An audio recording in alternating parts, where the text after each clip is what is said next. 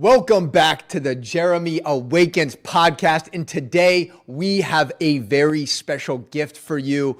We have the one and only Mark Shapiro in the building. And Mark has been involved in over $4 billion worth of real estate deals. This man is an absolute legend. He's an investor. He's a business mogul. He's an amazing educator. And in today's podcast, we dive deep into different parts of Mark's personal life, his spiritual journey, his relationship journey, and he gives us some cheat codes on how to master the game of wealth. So I can't wait for you to hear this podcast episode with the one and only Mark Shapiro. Mark Shapiro in the building. Mark's got his turmeric ginger latte, frappuccino, and I just got my urine. Straight up, bro. Bro, this is cheers. Some nutrition. Hold on, right l'chaim, to life. This is aged for 24 months. Nice. Yeah. Oh, man. Just once it hits your lips, Mark, it's just so tasty. Is that from Mike Tyson? No. Is that Mike Tyson's urine? This is kosher urine. It's been blessed by my rabbi. Nice. Rabbi man, actually. All right, Are anyways. you coming to dinner tonight? No, I'm going to another really cool Shabbat actually up in Sunny Isles. I get this penthouse that I got invited to. You know Avrami, right? Where are we filming? Yeah. Oh, well, you can cut this out. You know Avrami. So he called me and he asked me to come to the Lincoln Road shul tomorrow because his sister's there. And like I like his sister, you know, she's from Suffern, upstate New York. Okay, I don't think I know who that is. And Avrami's a guy that was a prosecutor. Okay. So he only sees things like this. Yeah. You know, in a very myopic way, you know, because that's how prosecutors are. Yeah. Now he does litigation prep for his clients. And he called me, and I don't feel comfortable because, you know, I want to be with Rabbi Mon. I want to be with the crew. And I don't want to go all the way up to Lincoln Road in the middle of services on Shabbat. I don't know those guys. Yeah. So you're just going to the same. I'm going to discuss it with Gabriella. Hey, I'll bro, see. we gotta honor the home team. I'll go Anyways, see. Mark Shapiro, welcome to the podcast, my brother. Mm-hmm. It's a really beautiful opportunity to have you here. And we actually met at shul, Shabbat. We had no idea kind of what we each did individually, professionally. And then someone sent me a video of you reacting to one of my videos. And I was like, oh shit, it's Mark. Bro. What? When they put me, I said, I go to show with this guy. Yeah. So I waited to listen to what you had to say first before I reacted. No, it was amazing. And I love that we're actually recording our podcast together on Shabbat. I think it's actually very symbolic and very incredible that we're doing that. And yeah, man, I would love to actually start there. I would love to know what role Judaism and faith and religion has had in your life, in your journey, and your success. That's a lot to unpack. That is a lot. I will tell you that throughout my life, being religious, not religious, and then religious again, starting over as a Baal Tshuva about 25 years ago, you know, forcing myself to eat kosher. I have digressed a little bit because we ate steak at the Palm 2 nights ago. Grass fed? Yeah. Atta We threw a dinner for a large bridge lender called Lumen. So we had like 34 people. So, but Judaism is the Torah is my GPS for my life. And when I'm lost and when I can't decide on what to do and when I'm feeling lonely, I close my eyes and I talk to Hashem. I talk to God, or we can call him the Eibishter. And he always seems to guide me. He always seems to bring that certain thing. And I'll give you a perfect example. I've had really good life. I've had great success. I have a lot of children, a lot of nachas. But I never had somebody that was perfect for me, a woman. And I had been asking Hashem to introduce me to a woman. And about 1.5 years ago, I was at a real estate conference, and I see this woman dressed in this white outfit. And I'm looking at her, and I'm like, wow, that's what I like. And she's looking at me. She said, you know me? Like a tough guy from New York with a very Spanish accent. And I said, no, but here's my cell phone. Walked over to her. Put your number in and we'll have coffee. And that was it. So, and when's this podcast going to post? Not for a while, right? No, a few weeks. Yeah, so I got a ring. I'm going to ask her next week to marry me.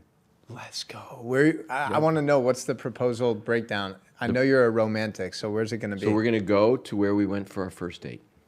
Was that at mini golf? Mini golf. Yeah. No, What was your we first actually date? did mini golf. We just went knew on it. a cruise and we did mini golf. Okay. Zip lining, go-karts, crazy ass shit. It was fun. So what was your first date? We met for a cup of coffee at Prime 112. Okay. Prime Italian. And we Okay. sat at the bar. Yeah. And she came, and I was actually having, because I was a little nervous. I really don't get nervous, but I was actually having a tequila, some kind of martini. Right. And it was crazy good. And I'm not really a drinker. Yeah. So after about half of it, I was actually feeling very uninhibited. And she came. She had gone to get her hair done. Then she found a parking space and came over. And then we sat there and we closed the place down. And I just listened to her talk. And I said to myself, this is a woman I could fall in love with. And I think by the end of the night, I was there. Because she is a single mom. She has been on her own for, that was probably 11 years, taking care of herself and her daughter. She is in the real estate business, so she knows the business well. We have all these things in common. She's Israeli and Ecuadorian. She's Jewish. She keeps Shabbat, okay? And the side benefit is I'm incredibly attracted to her. Not only as a beautiful woman, but as a person. Yeah. Of the essence. Yeah, man. It was cool. It was cool meeting both of you a couple weeks ago at dinner. Yeah.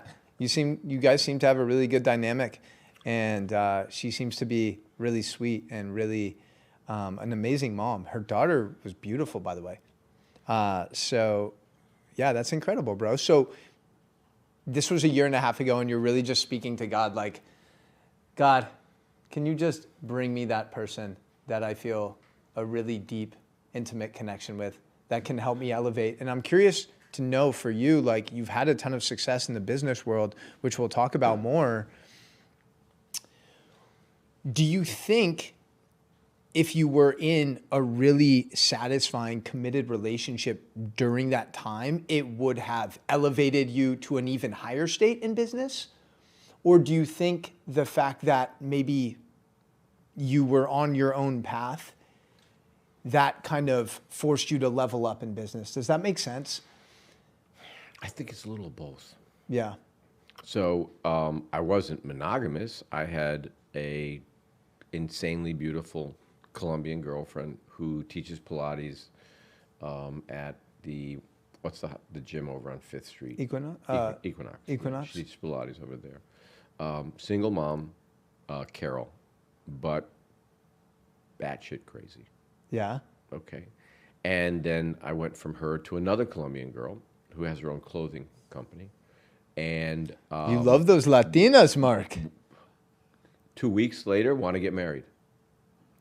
I mean, and she's a nice girl. Her name's Marcel. Nice girl. Beautiful girl. Smart. But it just wasn't that perfect. Yeah. With this girl, there's just nothing that I don't like about her. How old are you now, Mark? 65? I'll be 65 in May. Bro, first of all, you look amazing. Thank You have you. the energy of a teenager. I feel like you have the testosterone of a Not until we teenager. play singles, you'll see. Okay. But interesting, man. So 65, and now this is like the first time that you're really feeling like that next level of love and connection, which is beautiful. So I'm curious to know, because I'm 30 years younger than you, and it's something that I think about a lot, because I was just talking to the guest before you, and I was mentioning, I feel like when I'm in that sacred union and I have that partner that really helps complete me and level me up, I feel like I'm going to access a whole new level of consciousness, presence, potential, and abundance. And I'm curious, like these last 18 months since you've been with this person, have you experienced also growth in these other areas of your life? Absolutely. You just articulated it exactly how it feels. And she makes me a better person. She reminds me that to be a better person. She reminds me, you shouldn't say that. You know, say somebody did something at work wrong, okay? I'll just rip them an asshole. Yeah. She's like, honey, no, don't do that. Bring the mic a little closer, by the way, Mark. Take him aside, talk to him privately, okay? And have that discussion with him privately. Don't do that. Because everything I do is on instinct. You're reactive. You're emotional. Right. I feel like I'm the same way. Like we're Right. both very emotional and passionate, which is a great gift. Yeah. And like many strengths and blessings, it can also be detrimental if it's not exercised properly. 100%, yeah. So that's interesting, man. That's interesting. It sounds like you've accessed a new level of peace. It's a very great, it's a very safe place, but it's also tremendously vulnerable to feel so intimately connected to somebody. That is something I've never truly experienced. I didn't experience it with my wife. I did experience it with my children when I was doing the late night feedings for the kids. And that is that super vulnerable connection where how could you love something so much as your own child? And now I have this feeling toward this woman. And she reminds me constantly to be better. Constantly. What do you think was blocking you before? Because, you know, I've experienced like a lot of my mentors, a lot of people that have had a lot of success in their life, business, in the material world. And sometimes they've been driven by these different insecurities, right? And that's actually been a powerful catalyst for their growth and their success. And oftentimes, again, there's downsides to that too, right? Maybe at the cost of intimacy or connection with a partner, right? So what do you think you had to let go of to actually call in that person? I think I had to let her see the vulnerable side, you know, things that I'm afraid of. And obviously, you know, we put our own walls up and we don't show what we're vulnerable to because we don't think it's masculine. But in essence, it actually is to be able to show somebody who you really are. Yeah. Now, like, I'll tell Gabriella, you know, I had this interchange with somebody, or I had this interchange. And she'll tell me the way she sees it. And it's usually pretty accurate. Yeah. What is, how long were you married the first time? We were together almost 15 years. Okay. And you were married for how long?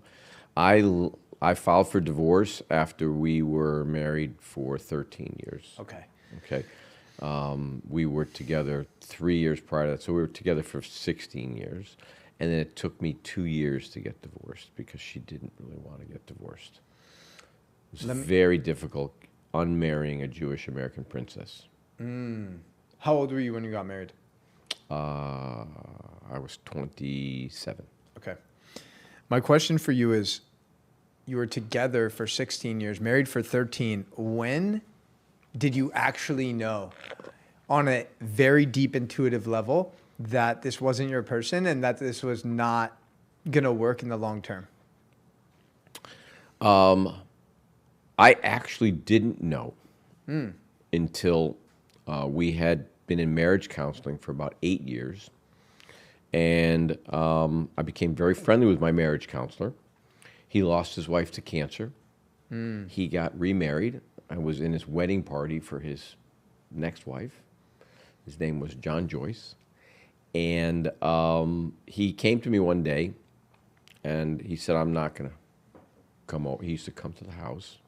I'm not coming over anymore. I said, why? He said, because it's futile. It's not going to change. She's never going to move you up the ladder from your fourth position. You're not first position in her life. You're not second or third. You're fourth. Okay? And he said that I know that you want to be in first position. No matter what you do, no matter how hard you try, it's never going to change who she is and how she views you. So that has become a pivotal moment. And I said to myself, okay, what do I have to do to make her realize that whatever she's doing isn't working? Yeah. So I hired a divorce lawyer. And the idea was to scare her to change. It didn't. I filed for divorce. Yeah. I had to set up a home, so I was in the same school district, so we could stay together, you know, so I could have the kids every other week. And then she decided, you know what, I'm moving to Connecticut, and she packed up the kids and she took them there, so I had to buy a house there. But I didn't mind going back and forth. And so, you know, in real estate, you can work off of your phone. So she hired a very nasty divorce lawyer, and we got into it for 2 years.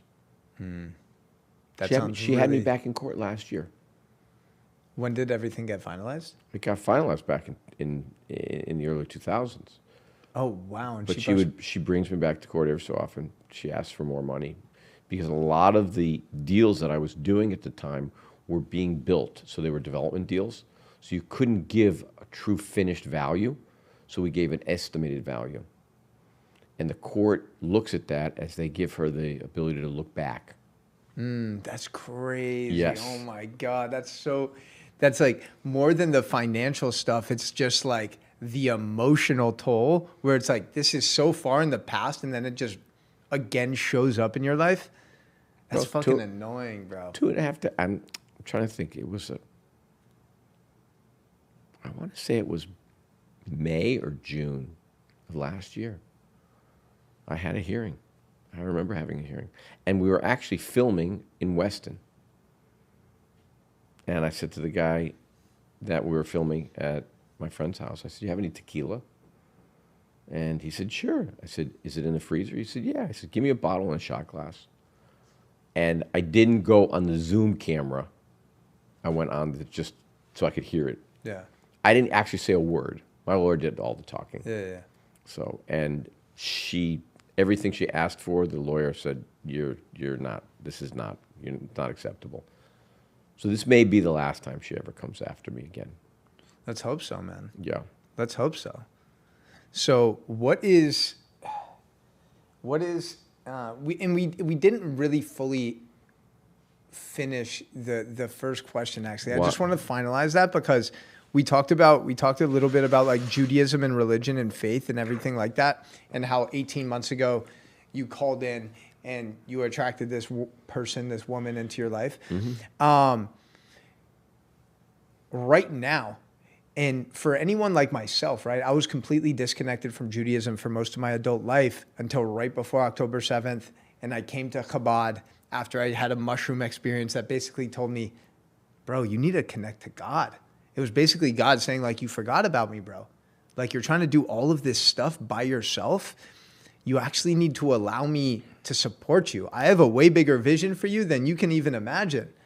And that same night, I went to Shabbat dinner at Chabad, connected with Rabbi, and then Label and I started doing tefillin every morning.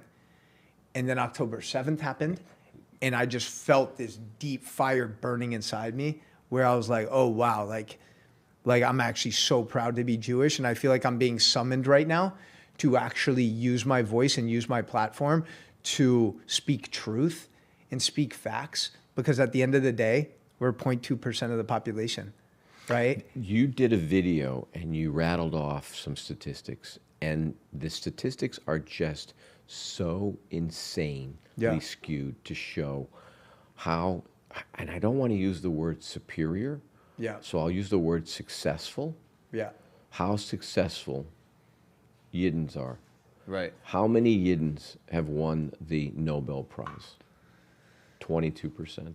Yeah. Which translates to 272, I think, some crazy number like that. Yeah, I'm not sure how many Nobel Prize winners there are. We should look that up. Yeah, we could. So we should have something. I'll go look it up. Let me grab my pen. I need some support with that. Thank you. And the crazy thing is, a lot of people ask, why are Jews so good with money? Why are Jews so successful?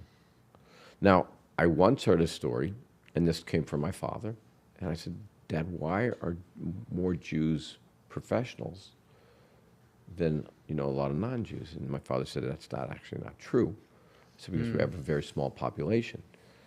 And he said, but a lot of people believe that when people were in the concentration camps, the doctors, the lawyers, the engineers, they were the last people that were brought to the gas chambers, the dentists, the psychologists.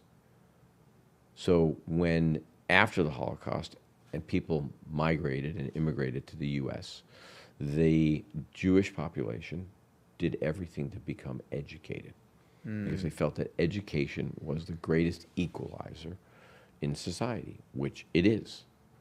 Because there are people that are formally educated, and then there are people that are educated through life experiences. No real difference. One, you just pay a couple $100,000 to go to college, and the others, you get beat up and you learn from it. The Yidden has had so much success. There's so many, everybody wants a Jewish lawyer. Everybody wants a Jewish doctor. Today, you see different concentrations in those spaces. So is it that we're so smart or so gifted with money? I don't know. But I know a lot of my friends are very successful. I mean, I have one friend who I went to high school with. He grew up 2 houses from me, so we were good friends, but he used to smoke pot in high school. He didn't play any sports. And he owns a third of the Milwaukee Bucks today. No way. He's a billionaire. Has a very big hedge fund. I have another friend. I actually just talked to him this morning. He grew up 2 streets from me. His name is also Mark. And he was one of the original guys that did Blockbuster all over New England. So he made a fortune. But that's actually a really funny story. Sorry to cut you off, but the whole Blockbuster downfall, right? When they were at the peak of their game and they had the opportunity to acquire Netflix for only $50 million. Yep. And they basically laughed at Netflix and said, you guys are insignificant. You're going to be going bankrupt soon. And literally, the inverse is true, right? A couple years later, Blockbuster is completely irrelevant, out of business. Of course. And now Netflix is one of the most successful businesses in the entire world, right? So it's interesting that you said that. Sorry. Continue. So your buddy from Blockbuster. So he made a ton of money in it, and he went into different things. So I have a bunch of friends that have, a B by their financial statement. But they're also very humble. They're also religious.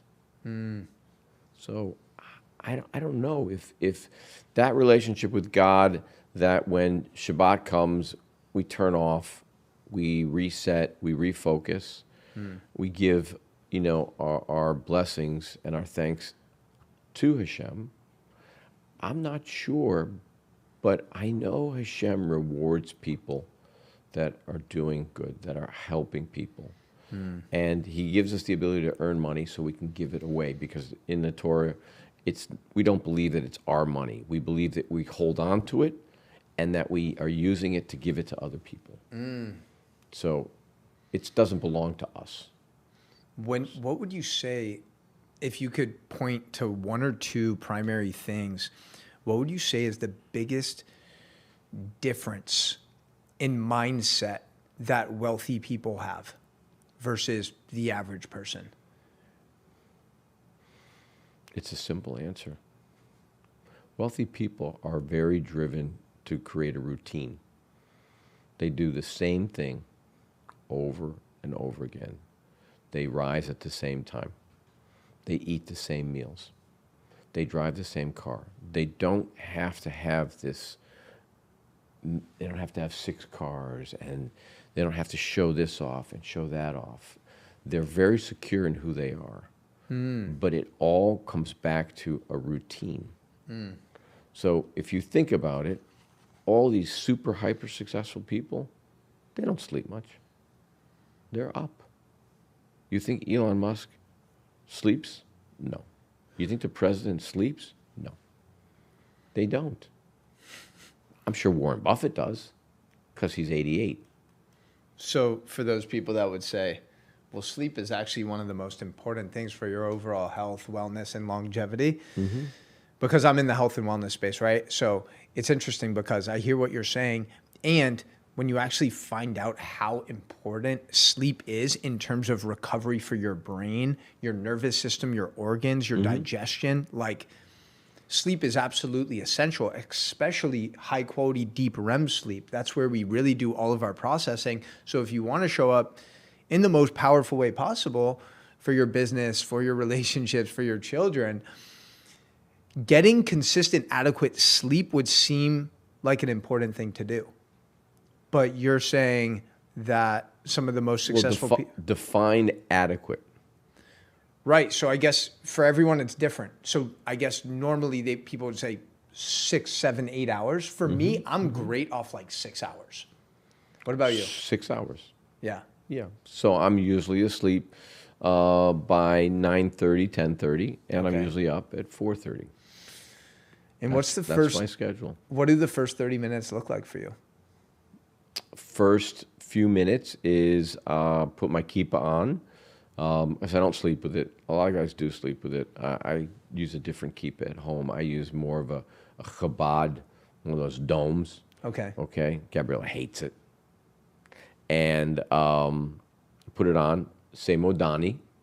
Modani. When we rise. Love it. Wash. And then I go make some coffee. I love it. Simple. What about hydration? Do you drink water before the coffee? I drink water with the coffee. Okay, you got it. Yeah. Okay. Yeah. I drink them both. Things. Okay, cool. What's your health protocol looking like now? Because you're a fit guy, right?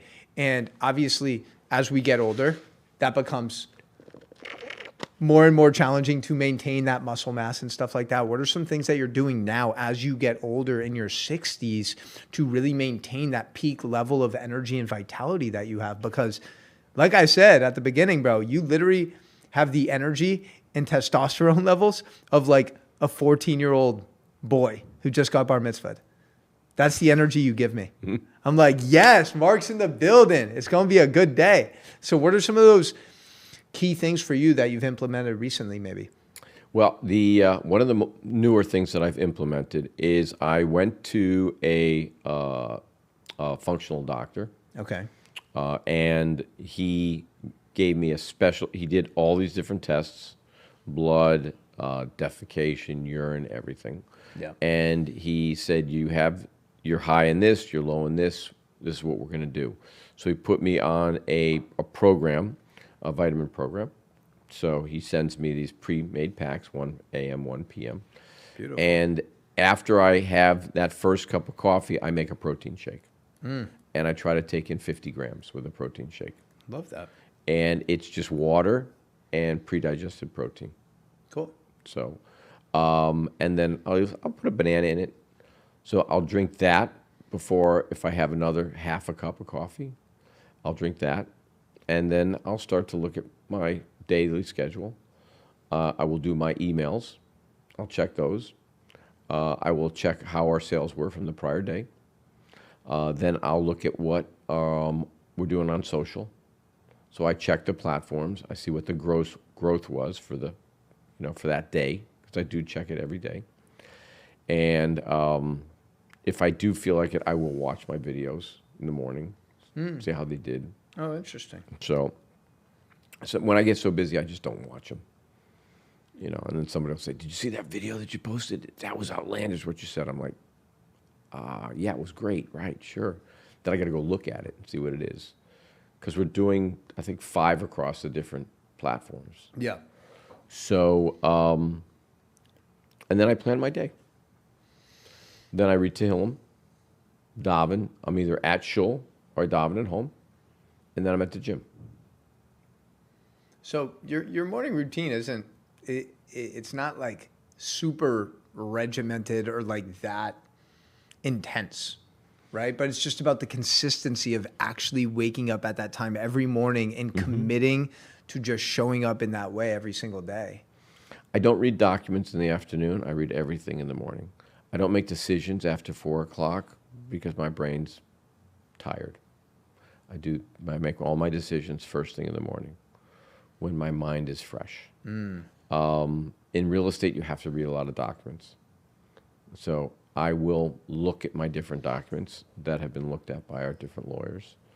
So prior to, if I have to sign for a loan, or if I have to give a personal guarantee, or we're borrowing an excessive amount of money, I do read those. I read those in the morning. And how's the business doing now? Like, what numbers are you able to share? We're killing it. Yeah. We're killing it. I've never been this busy. Doing the social media has given us a whole new presence. We're buying a bunch of new bank deals from a bank that had failed, and another bank took them over. Okay. So we're buying those deals at 40 cents on the dollar. Wow. And the returns out the gate are insane. And we'll do probably about 5,000 to maybe 7,500 units this year, 2025. So we'll add to our portfolio. We'll grow it. And what's moving forward for you? Obviously, I imagine there's a point like where the money and the financial success and the numbers are where the destination is. That's the outcome. And we get sometimes very attached to that. Now that you kind of have those things, you've climbed that first mountain, maybe the first 2 mountains, right? What is the bigger vision that you have? Because I know you're a really kind man with a big heart, and I know you're very generous. Is there a bigger vision that you have in terms of the abundance you're creating? Yeah, my kids are all well set. I hope that my 19-year-old, if she gets her head out of her ass when she finishes college, she will come to work for us and take over the business. I don't know if she's capable of it. We'll see. She's pretty shrewd. She's pretty smart at 19.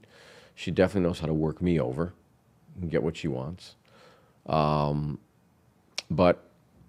we're growing out, aside from our real estate holdings, we're growing out a whole different business model because of the social media.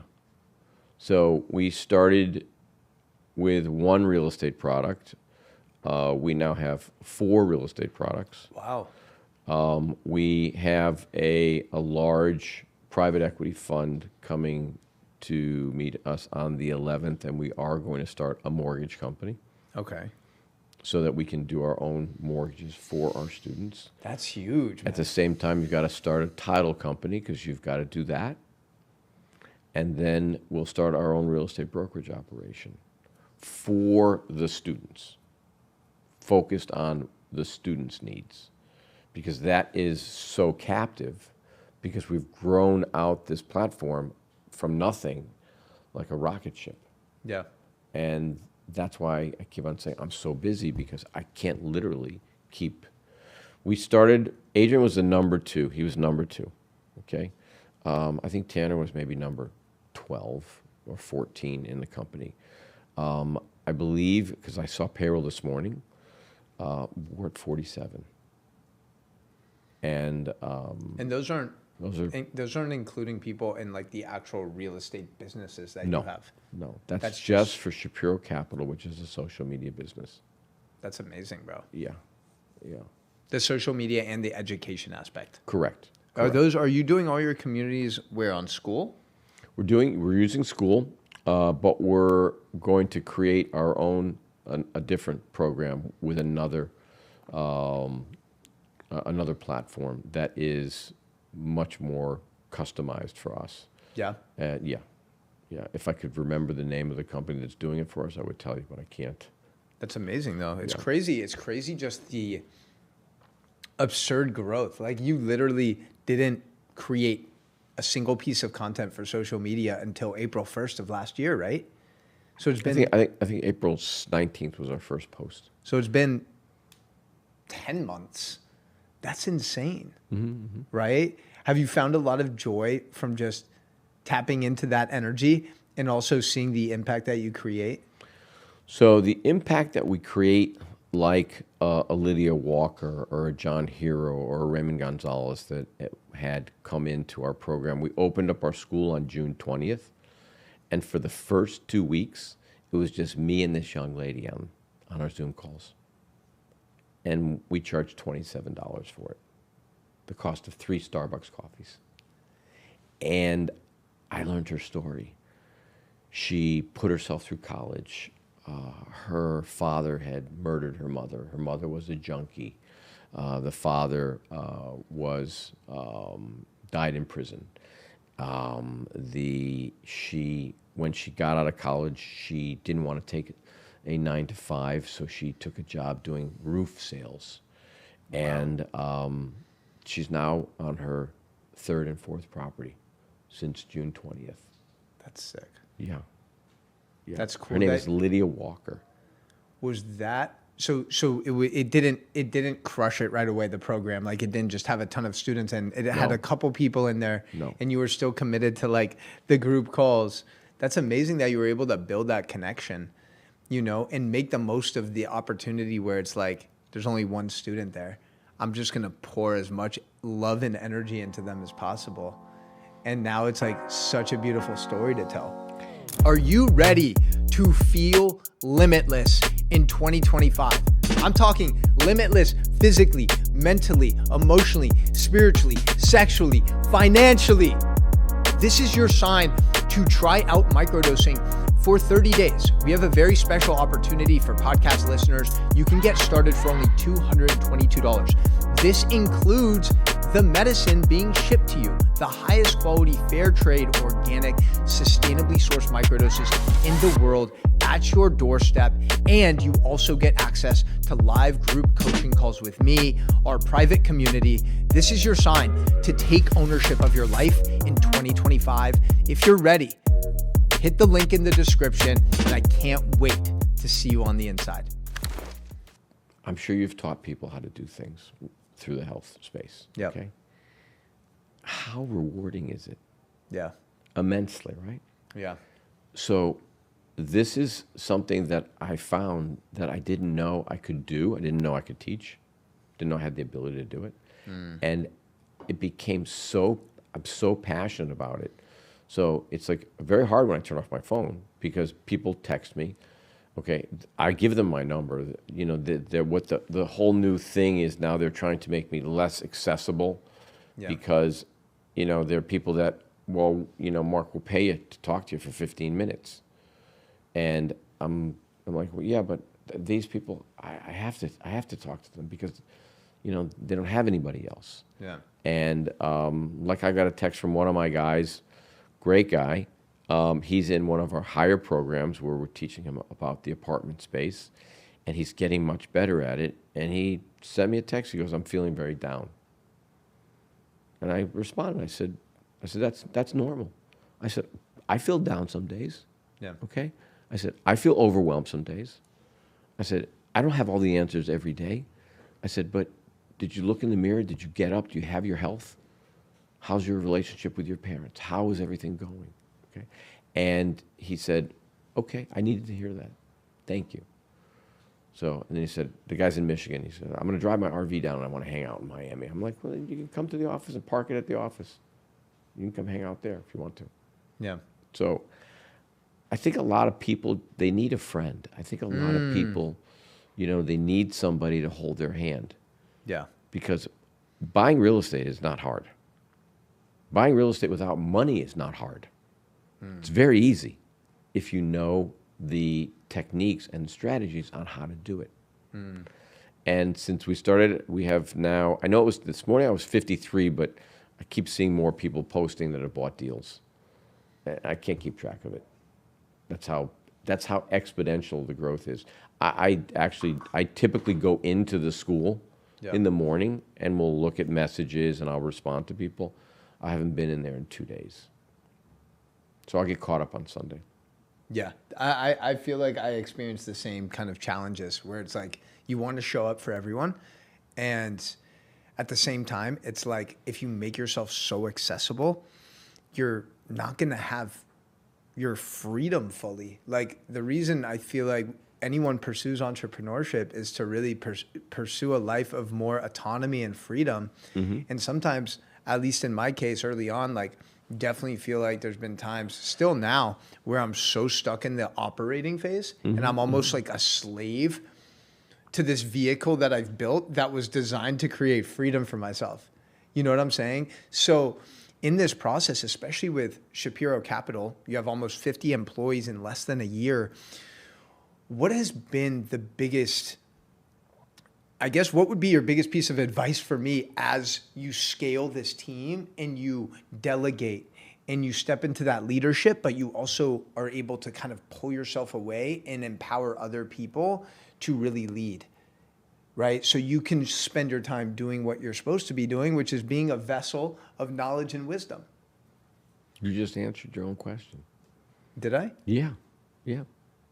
You're pulling yourself back. Yeah. You're empowering people to make the right decisions. Yeah. You're guiding them. You're letting them know that I'm right there. Right. When you don't know the answer, just ask me. And if it doesn't work, try it this way or try it that way. You're giving them options. So there's always multiple choice in anything. There's always multiple paths to success. It's what is your path, what works for you. So I'm not a micromanager. I can be, but I don't feel it's the highest and best use of my abilities. So my ability is more, I'm a talent scout.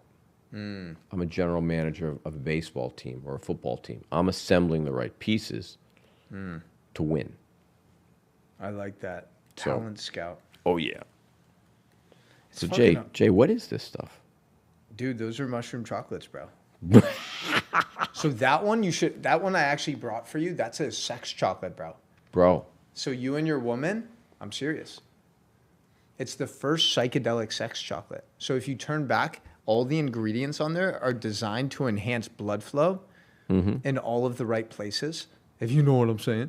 Yeah, baby. And then yeah, it's just a tool like getting out, having a spa day together, or maybe just chilling at home, disconnecting from the phones, taking a nice bubble bath, giving each other massages, make sweet, passionate love to the present moment, Mark.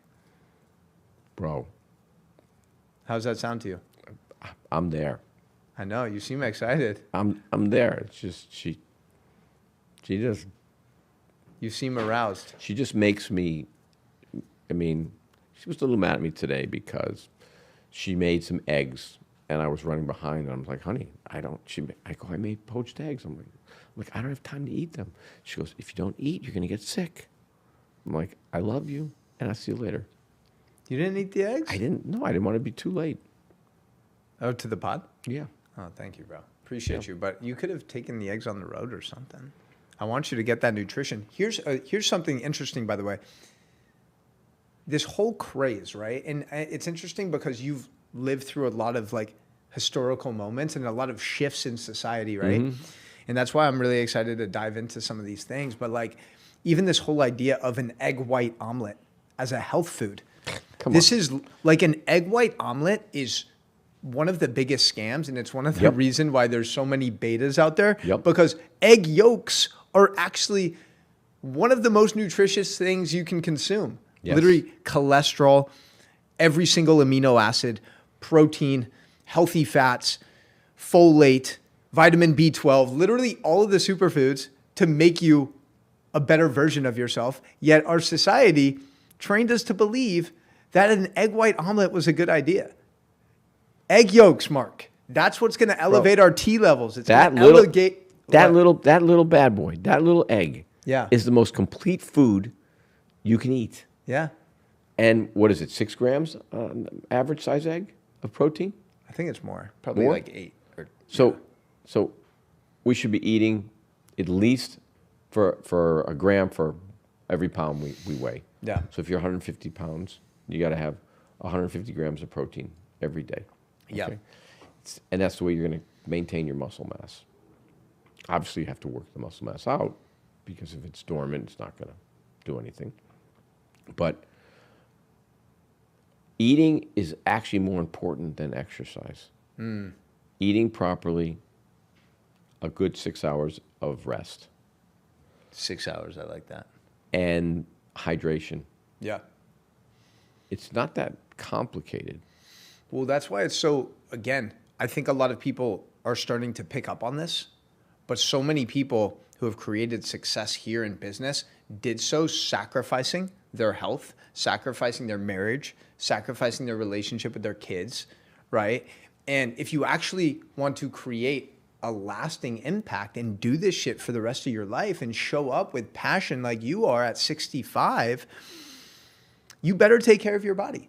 And the truth is, like, a lot of people don't understand this. My dad was a neurologist for over 40 years, and the average doctor in America learns an average of 19 hours of nutritional content throughout their 4 years of medical school, right? And we're talking about food, which is ultimately the most powerful medicine. 90% of all healthcare expenses in America go towards treating chronic diseases that are 100% preventable if we actually improve our lifestyle and nutrition, yet doctors don't learn this shit in medical school. And for someone watching, for someone like you, for someone like me who need to show up with energy, the food that we consume directly determines our mood, our mental health, our energy, our ability to focus and show up in the most powerful way possible. So like healthy fats, egg yolks, steak, raw dairy, avocados, extra virgin olive oil, some sex chocolate, Mark. That's it, baby. I love it. I love it. Yeah. Is that one different? Yeah, this one's gold. What is the gold? By the way, we're getting all these kosher certified. I've shared, so this is one of the things I'm doing. It's just organic cacao from Ecuador. But one of the things I'm really excited about that's been kind of happening recently is this emergence of... I love the packaging. It's gorgeous. Very tasteful. More religious Jews pursuing this path of psychedelics. And you know the Torah better than I do. Have you studied, like, for instance, like the burning bush story with Moses? So a lot of people believe that that burning bush was an acacia tree. And I don't know if you're familiar with acacia, but acacia is a psychedelic plant that's been used for thousands of years. And the burning bush was an acacia tree. Moses was inhaling the smoke. He was in a psychedelic state. And that's what allowed him to connect to Hashem, to connect to God in this really profound way and do what he did, parting the Red Sea. So there's so much text and biblical history with psychedelics that I think a lot of people have been afraid to admit and confront. Because at the end of the day, I think a lot of people in religion, it's about control. It's about how can we how can we have these people conform to our rules? I think that's why people have a negative outlook on religion sometimes, right? But the way that I look at it is when you tap into a medicine in an intentional way, like mushrooms or ayahuasca or whatever, not only are you able to heal some of these deep traumas and emotional wounds, but you're also able to really deepen your connection to a higher power. A lot of people, I would say most people in America, feel completely disconnected from God. They don't have a relationship to God. So when you are feeling down, when you are feeling depressed, what do you turn to? If you don't have a higher power to just ask for guidance, right? And I think, I think that's the root cause of a lot of suffering is that lack of connection. Well, God's never going to let you down. He's never going to abandon you. He's always going to be there. He's there when you don't need him. He's there when you need him. And I don't know why people don't understand that. They don't see that. They don't get that.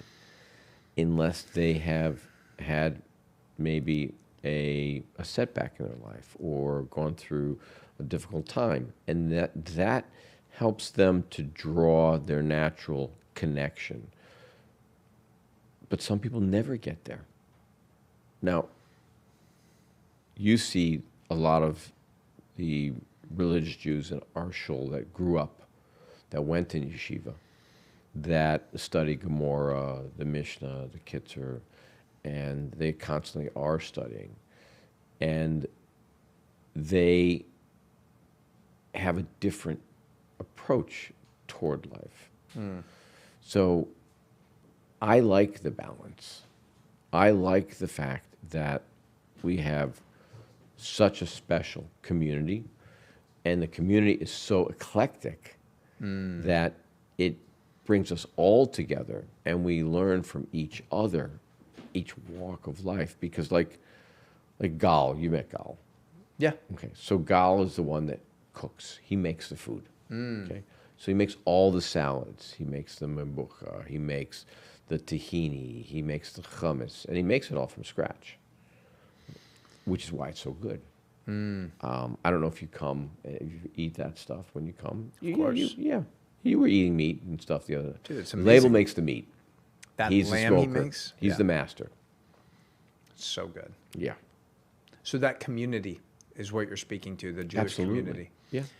Isn't there some crazy statistic, by the way, about like the way that money circulates within the Jewish community? Have you heard this statistic? No. It's like, I'm going to butcher it, but it's basically money circulates like within the Jewish community in perpetuity much more than just like the average person in society, right? People are transacting with whoever. They're not really being intentional with that.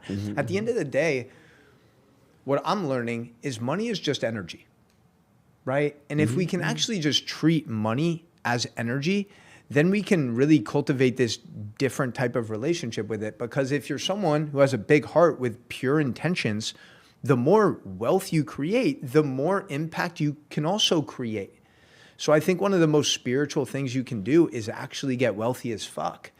So that way you don't have to stress out about finances. You can provide for your loved ones, and you can use all your resources to help positively impact the lives of other people. Like, why else would we be here? You know what I mean? So yeah, that's why I love being just in this energy right now, because I get to absorb you. So I'm sure you know who Russell Gilbert is, right? Comes to the shul. Russell Gilman. Gilbert. I'm sure I wouldn't know him if I saw him. Well, older guy. Okay. Wears a pair of Skechers, gray hair. He's probably one of the most successful real estate developers in the country, could be in the world. Wow. Okay. He lives above Poppy Steak. That's his house. That building is his house. He built it during COVID. And when the shul goes on a money-raising spree and somebody is matching it, it's him. But it's done anonymously. So that was the way I was always taught to donate. So don't donate in my name. We donate, and we donate anonymously, because that's how my dad did things. And you don't need the accolades. You just need to make sure that you're giving a percentage of what you make. So, I mean, there's different thoughts. Do you give 10%? No, much more. Really? That's amazing, bro. So like the rule is 10%? Is that what's in the Torah? Yes, 10, but if you can afford to give 20 or more, it's better. That's So incredible. if you're doing well, you give 20. That's If the you're point doing I want to even- get to. If you're doing better, you give more. So So his name's Russell. Is he there often on Shabbats or no? That's amazing. Yeah, he man. comes. His wife comes. Grandkids come. Son-in-law, really nice guy. Guy named Benji, really nice guy. It's cool to just see the humility. You know? There's so many people in our shul that are very well off, and they are all just real humble people. So that's how my dad is too, and that's what I really resonate with, and that's a common theme too that I'm noticing with like a lot of successful. It's like there's no need to flash it. Like, who are you trying to impress? And unfortunately, I saw this. He's a friend of mine, but like, again, one of these like online marketing influencers here in Miami. You've probably seen some of his videos, King Keto. And it was like the whole video is based around, okay, what supercar, what luxury car are women most attracted to? And I was like, I reacted to the video. I was actually inspired by you with all your reaction videos. And I was like, bro, like, what the fuck are we talking about here? Like, really? You're basing what you're driving and what you're spending your money on to impress and chase external validation from a woman who's likely just attracted to you for the shit that you have rather than who you actually are as a human being. You know what I mean? Like, it's just interesting. So when I have conversations like this and just get reminded of that humility, I think it's really refreshing. You know, the internet and social media have done stuff like that. Okay? Yeah. It's created this mentality, or it's created this, and I didn't know what it was called until a couple months ago. They call it flexing. Right. So for me, I don't show a lot of, I don't show really where I live. I don't really show any, my personal stuff. When we do lifestyle, we'll be in an airport going somewhere, or we'll be at a dinner, or we'll be walking somewhere, But I don't think that, for me at my age, I don't need any validation because I've been very wealthy, and it's all relative, and I've been flat broke on my face. Tell me about that. Of course, I had a roof over my head, and I still had nice cars and so forth, but it's just a different mentality. When was the last time in your life? Great financial crisis. When was that? 08? I had to sell my jet. Yeah.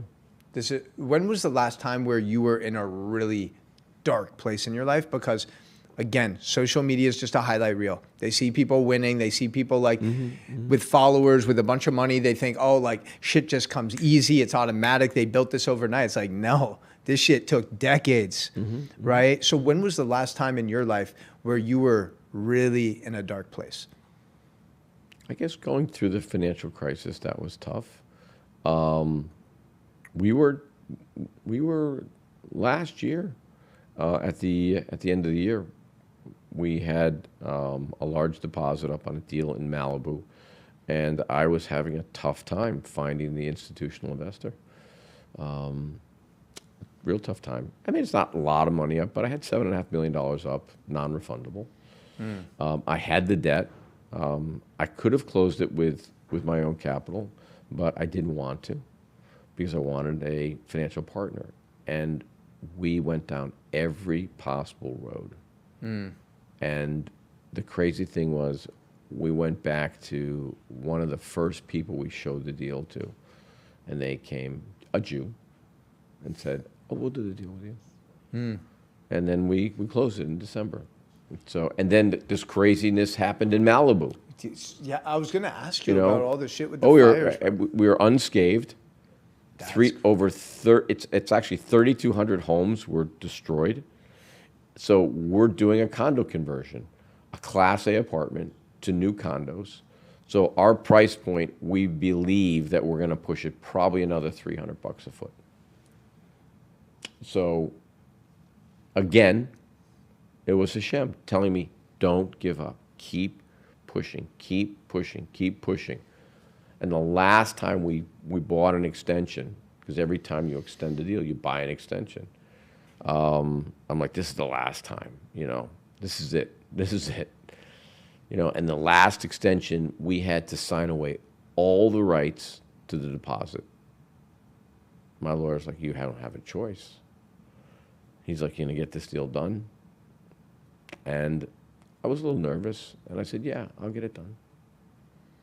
Was there a time, when was the last time where you were like in a really dark place financially, like broke?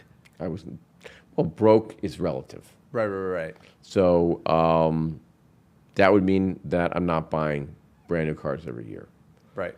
That would mean that I'm not taking, a number of trips. So, I can always make $300,000-$400,000 a month just doing little deals. Yeah. So, but that's easy stuff. Okay. When you get used to when you're used to going and not ever thinking about putting your card down or paying for this or paying for that, it's a different mentality.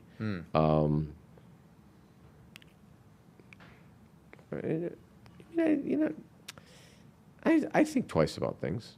I don't drive a Rolls Royce. It's not me.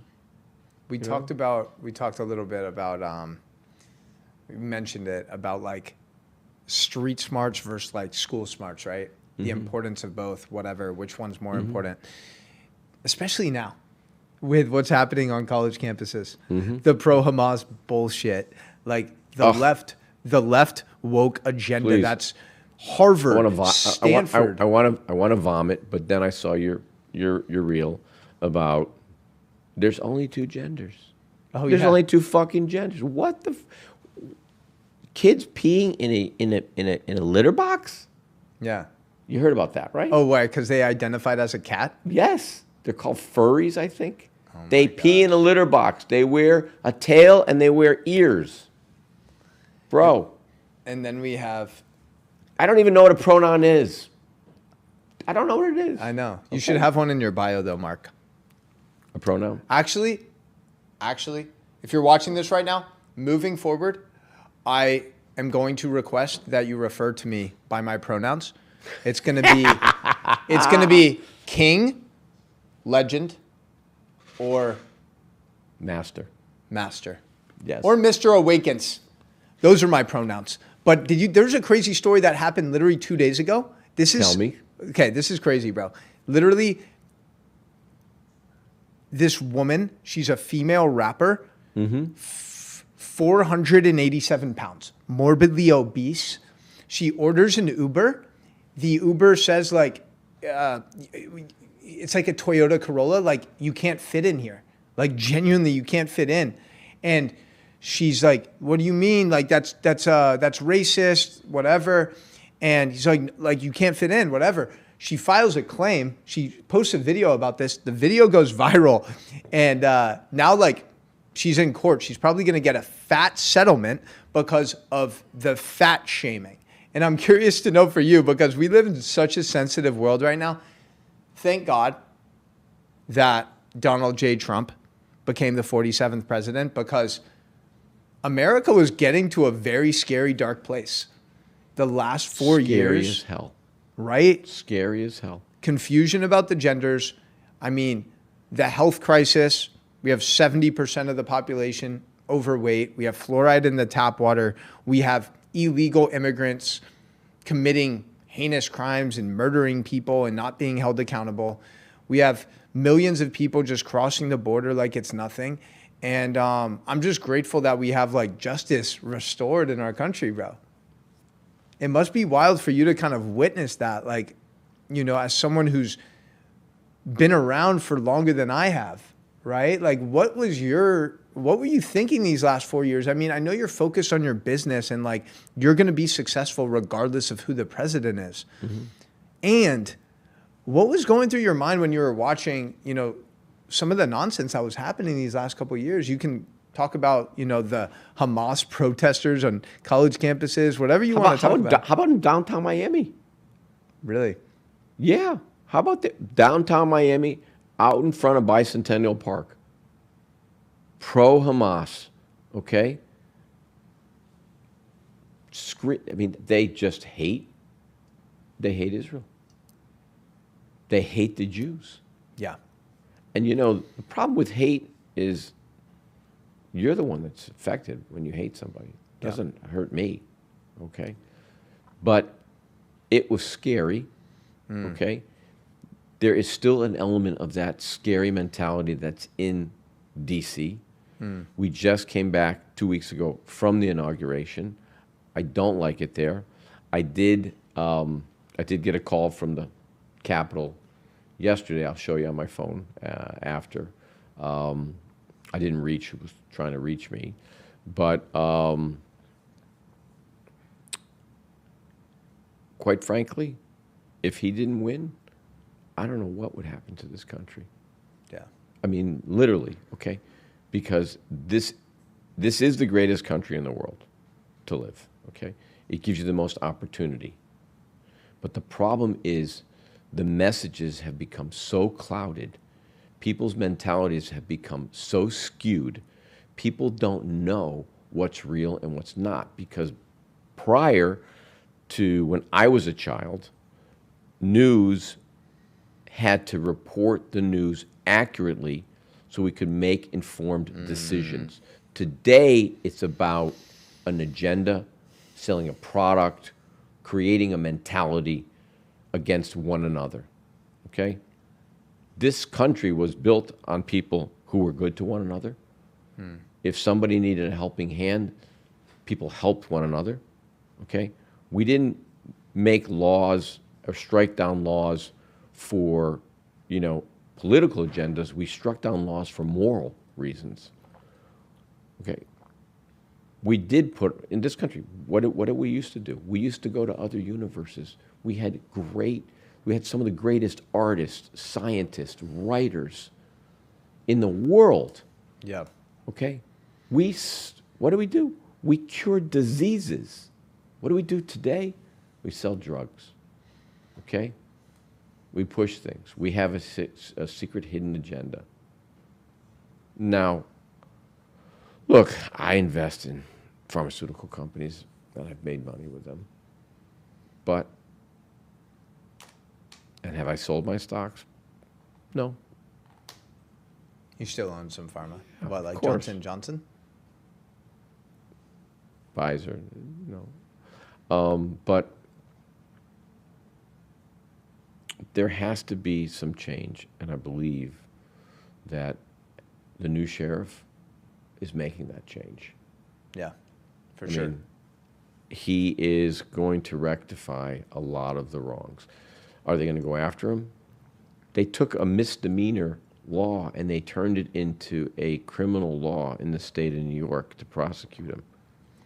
Okay? Do you have any idea how corrupt the Department of Justice is, the federal bench is, the state prosecutors, the state benches? They're all, I won't say all, the majority of them are corrupt. Yeah. So what's interesting about that too is what they're talking about now, which would be absolutely insane if this happens, is, America is one of only 2 countries that allows pharmaceutical companies to advertise on TV. The other is New Zealand.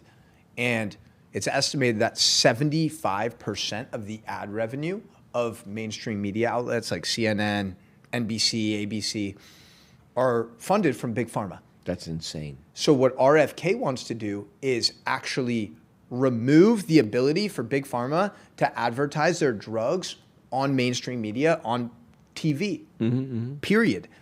Imagine what that would do, bro. These companies like CNN, NBC, CNBC, all of the bullshit mainstream media conglomerates will literally go out of business because 75% of their revenue will be pulled from them. Imagine that. And that, I think, is going to be really interesting to see how it plays out. And, you know, I was just thinking about this earlier, like before the election, actually. I was like, it's a weird time. It's a weird time to be an American. It's a weird time to be here. I was already planning my escape strategy if somehow Kamala won. I was like, I'm going to be in Israel. Like, I'm going to be, Israel would probably be way worse off if Kamala won anyways. But I was like, I'm fucking actually genuinely not going to be in America for at least a year if Kamala wins, because like this shit is ridiculous. I'm from California, and I've seen how fucking that woke agenda with Gavin Newsom has just destroyed that beautiful state. And it is a beautiful state. The most beautiful. And I will tell you, the people are actually nice there. Yeah. People are genuinely nice. You know, they're not edgy. They're not like New Yorkers. They're not pushy. You know, my experience when I'm there. I think we have a lot of nice people here in South Florida, but it depends on who you're around. Well, that's what we get to. That's why we really get to attract the energy that we desire. I mean, so many people in Miami, they have this perception that it's just, at least like my age demographic, right? It's like when people ask me like, yo man, isn't Miami just filled with just material bullshit? Everyone's super superficial. And I'm like, of course, there's a lot of that in Miami. Mm-hmm. Like there is in every big city, by the way. Of course. And maybe it is amplified. It's Miami. It's a very sexy city. It's a very flashy city. And there's also an absolutely incredible spiritual community, entrepreneurial community, creative community, right? So it really just depends, like, what do you actually want to attract in your life? If you want to attract a bunch of superficial bullshit who are racking lines of cocaine on a Tuesday afternoon and hitting up 11, you can definitely find that, right? But if you want to actually like... Problem is I actually know what you're saying. Yeah. I actually know what 11 is. That's crazy. Yeah, you've probably been there, Mark. I was there actually for the grand opening for the towers, the first towers. The guys from PMG are guys I know. Yeah. Also, Mark Roberts is a partner in the deal.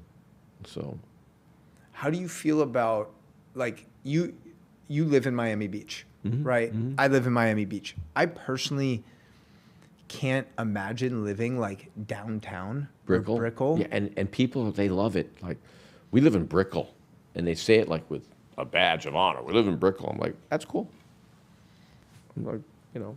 So I was recording my podcast up there recently, like the last 3 or 4 months, 30th floor at the W. Bro, I literally feel my body contract up there. I get anxious. It's like there's construction happening. There's cranes. I feel very disconnected. And Miami Beach is like, we're surrounded by water. We have the ocean right there. It's like just more peaceful. Everything on the beach is more peaceful. Yeah. Everything is health orientated. I mean, I don't think there's a better place to live. Now, I've never lived in California. What part of California did you grow up in? Bay Area. Bay Area. San Mateo. San Mateo. So I didn't have that that experience. But as an adult, we would go out there and we'd spend a lot of time there. And I actually really used to enjoy myself. We used to always go out to we'd go to San Francisco, usually the first week of December, for at least 2 days. We'd do all of our holiday shopping. We'd have everything shipped back, and then we would drive up to the Sonoma Mission Inn and Spa and go and hang there. And the reason we used to go there is because they actually had functional fireplaces in the bedrooms. So you could have a fire in the bedroom. And in December, you know, it's 50, it's a little chilly, you know. It gets chilly there, for sure. Very, very nice. So, but I love that. I love that part. And I love it all the way down to San Diego. I love it all the way driving into Tijuana. I mean, yeah, it's crazy. California, and I was just there for 10 days, so I just get reminded every time I'm there. California might be the most beautiful geographical location in the world. Like, it's right there. You have the ocean, you have the mountains, you have incredible weather, you have the forest, you have the redwoods. Like, there's such an abundance of nature and variation, and aesthetically it's the most beautiful place. And it's so sad to see what's happened the last decade with the woke liberal agenda and Gavin Newsom. It's... You know, during COVID, like 2 years after COVID, like I'm talking 2023, I went home to visit, and I would still see 25% of people walking outside with masks on. Yeah, why I'm seeing people wear masks lately. I mean, in Miami, they were down in Vegas. They were wearing them. I think there's hysteria. I think what's crazy is you really realize the power of fear, right? Because at the end of the day, the government, the media, they're projecting fear into the people so the people follow and become sheep. And you saw that during COVID, the last 3 or 4 years. There's no greater demonstration of human beings just conforming and throwing away their intuition, throwing away discernment, and just listening to whatever they're being told, regardless of how ridiculous those things are. And now all of the truth is coming out. Like, we know that the COVID virus came from a lab. We know that Fauci is an absolute criminal.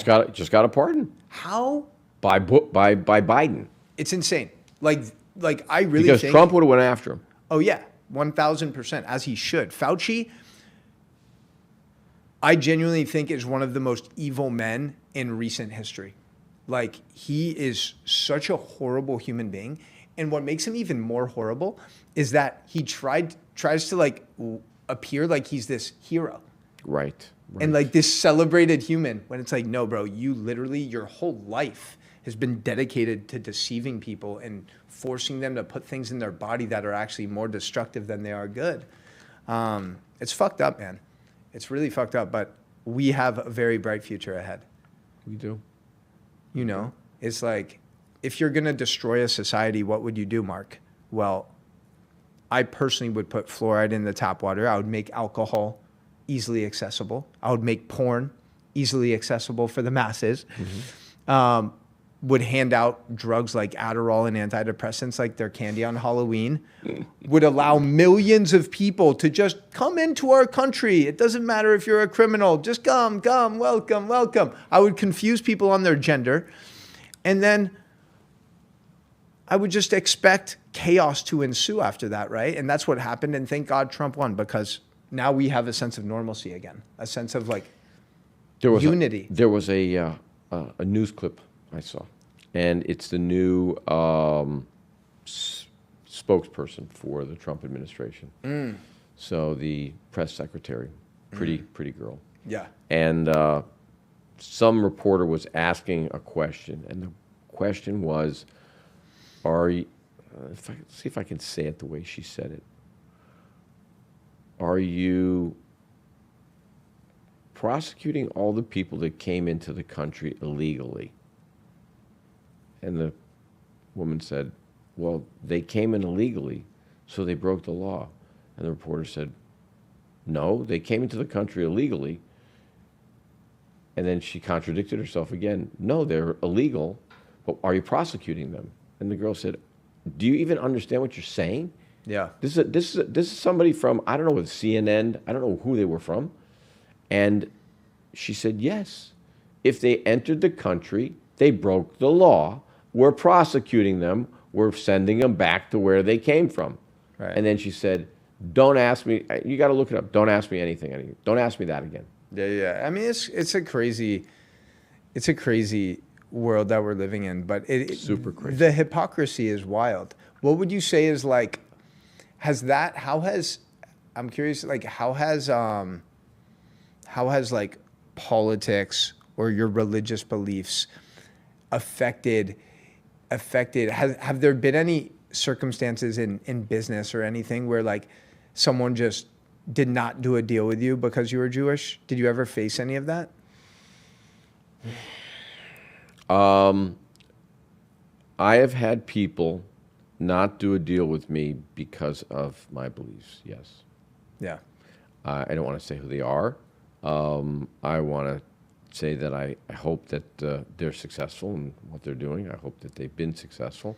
I hope that they realize that what they're doing is they're limiting themselves by thinking that way. But I can think of someone particular right now, this moment. Yeah. And I know they're struggling. Yeah. So, and I might have just actually run into them in Vegas. You might have, perhaps. I might have just actually run into them in Vegas.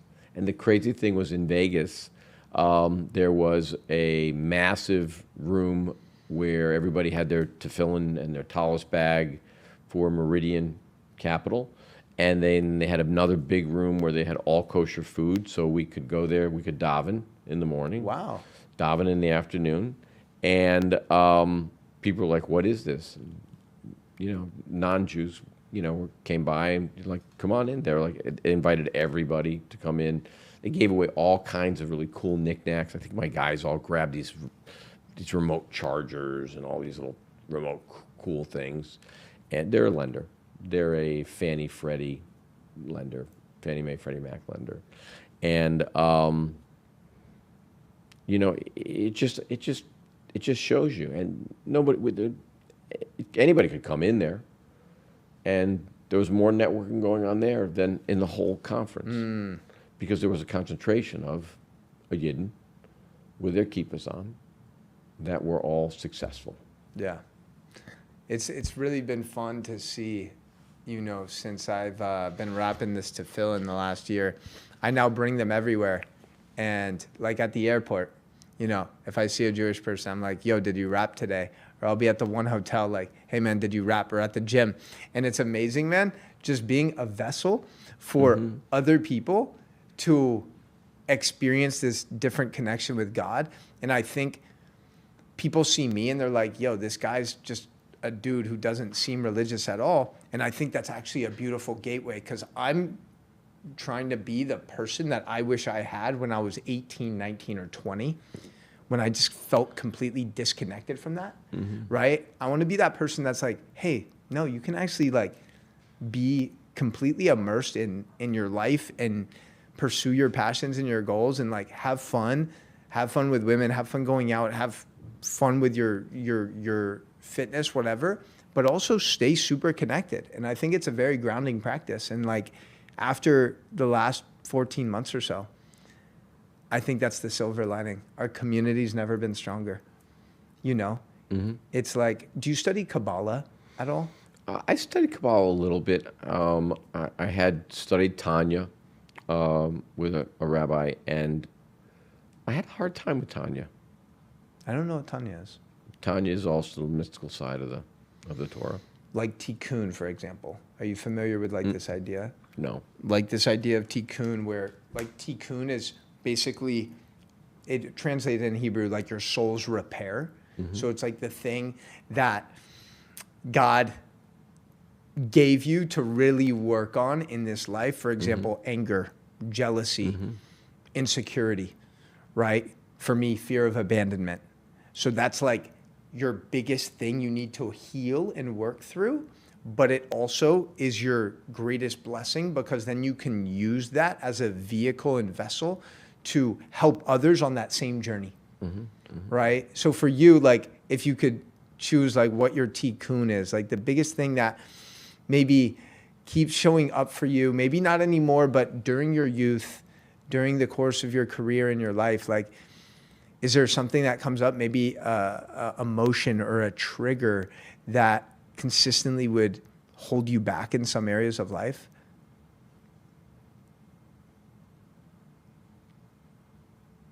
I don't know.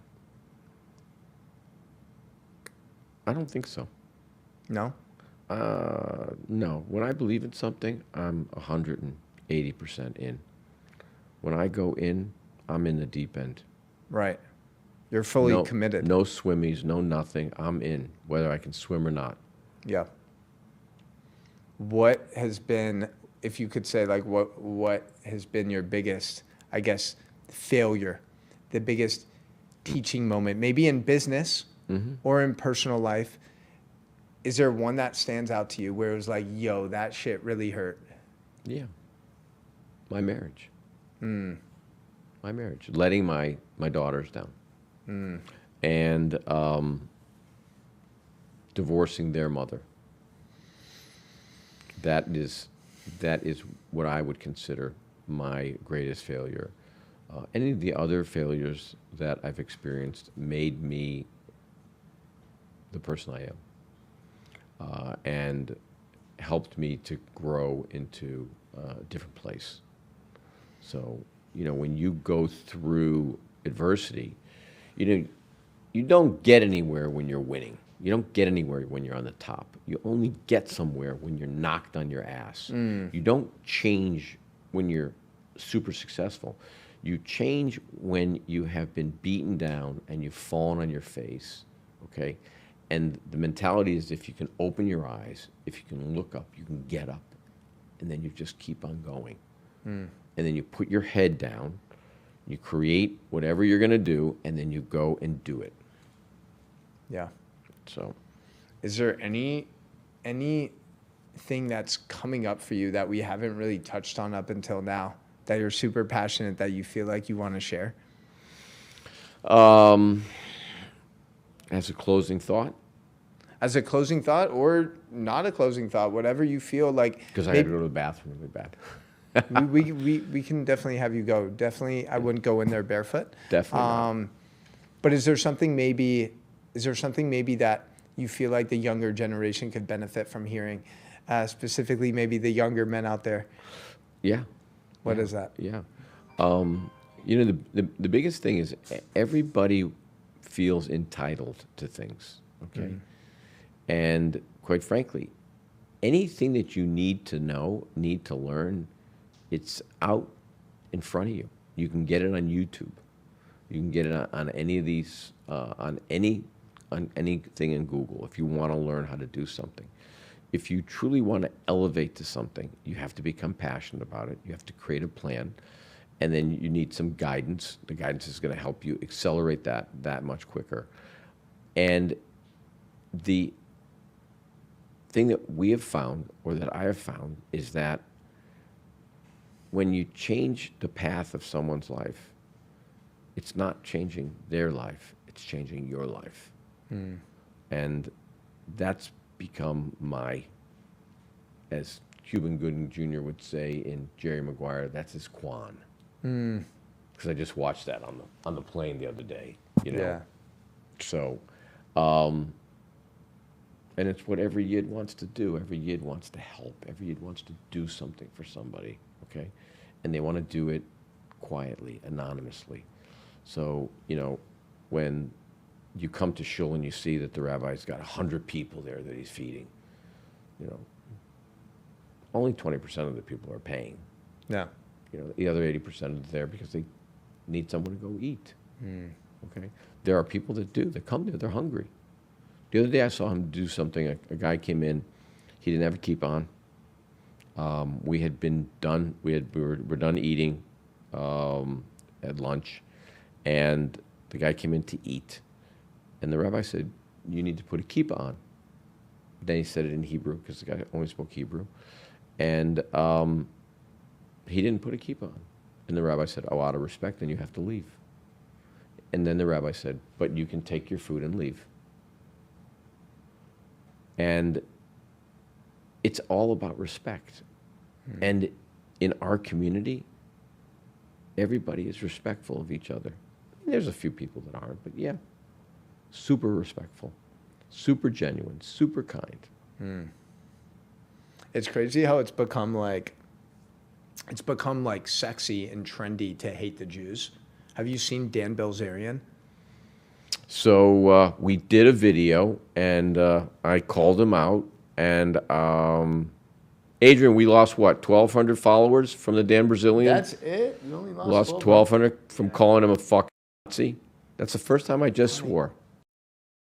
That was the first time I just swore. Why did you wait so long to swear? Now, like, we Because finally he told me to be started- PG-13. He said that I Swear jar, so, yes. We finally fucking started the podcast now, an hour and 15 minutes in. Mark finally fucking opened up and cussed. Gosh, what took you so long? Yeah, where is that video? You still have that video, or you took it down? You know what's sad though, man? What's really sad is Is like, that Dan Brazilian where you guys took it down? No, that's a different one. The one where I called him a Nazi? Oh, that one is down. That one you guys took down. Yeah. Instagram took that one down. No, it didn't. We took it down. YouTube took it down. No, we took it down. Rob panicked, and Christian took it down. what's crazy is, what's really sad is like people like Dan Bilzerian and Andrew Tate, who have these massive followings, just speak so much hate about the Jews without actually understanding anything about the reality. Neither of them have ever been to Israel. They'll probably never go to Israel. And it's sad because so many people follow them. So they just will be like, oh, maybe the Jews are responsible for all the problems in the world. Oh my gosh. And it's so tragic to see these absolute morons speaking this type of hate and venom towards the Jewish people when we're only 0.2% of the population, bro. I'm speechless because it's insanity. Okay, that's the problem. If you just got to know somebody and got to know who they are and see them for what they actually are, guys like Dan Brazilian or Andrew Tate, they wouldn't hate Jews. They wouldn't dislike them. They would like them. They would want to fucking hang out with us. Because guess what? Everybody wants to hang out with us. Let's be honest. I have a lot of people reaching out to me, honestly, who are like, how can I convert to Judaism? And I was talking to Label, actually. I'm like, bro, because it's probably been over 10 people in the last 2 months, both men and women. I have women in my DMs every day, I swear, like at least 3 a week. That probably will say like, I'll convert to Judaism for you. It's pretty funny. It's awesome. So I'm like, maybe there's an opportunity here to create some sort of certification. A genesis to Judaism? Yeah, but like infuse my own spin on it.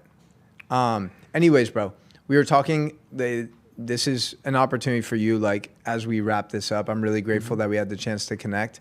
I hope this is... Me too. You're super articulate. And you know, the minute I met you, I knew you were special. Oh, thank you, bro. This is the first of many things and many co-creations. I'd love to support you in any way possible, bro. Is there any final words you want to say? Make sure to plug all your stuff. We'll include it in the show notes and everything. So you can follow us on Instagram is the Mark Shapiro. YouTube, we're just started doing long form content. Yeah. Free giveaway. It's Mark Shapiro 1887. Cool. And then we have our TikTok account, which is the Mark Shapiro, and then we have a Shapiro Capital TikTok account. And what we're trying to do is we're trying to make as many people aware that they can actually own a home, they can actually invest in real estate, and they can do it extremely creatively. And because we wrote this course, we created this course, the #1 social media real estate guy, Grant Cardone, who hit me with a cease and desist, and I did this, okay, who's barely an inch taller than me, okay? He took our course, he copied it, and I have to say, I have to be very frank, he made it better. Really? Yeah, because that's what he does. He's a master marketeer. That's what he's doing. He buys real estate on the side. He's a master of marketing. That's what it is. That's what his company is. And he's the guy. Now, I don't know how long he's going to be the guy because I know that he's under federal investigation and there's a lot of people that think he's going to get indicted soon. So, do you follow Gary Brecka? Gary sued his wife, him, his partner, Brandon Dawson, for $100 million. Gary Brecka's a smart guy. A lot of people swear by him. Yeah. I'm sure you know as much as he does or maybe more. But he's just, he hooked up with Grant and he got really big, but everything was a scam. That's what I was going to say. That was an hour-and-a-half interview with JT Fox, who's a friend of mine. I actually spoke at his event in Pasadena. And by the way, we stayed in, where do we stay, Adrian? Where? When we're in California? Pacific? Yeah, but it was Newport. Newport Beach. We stayed in nice. We stayed in Newport Beach. Awesome. And we went to this little place. It's called, what is it called? Skyview Shake Shack? Yeah. Skyview Shake Shack. Oh, you had burgers on the beach? Yes. And we watched the sun set and best fish I ever had. Catalina Island, you could see it, in the distance. Magnificent. Oh my God. I could actually live there. Yeah. I like that. Yeah, I think honestly California is shifting in a massive way. Orange County is red. The rest of it's obviously very woke and liberal, but big shifts happening. Big shifts. which is really cool to see. Well, thank God for our new president. Yeah, thank God. Thank Amen.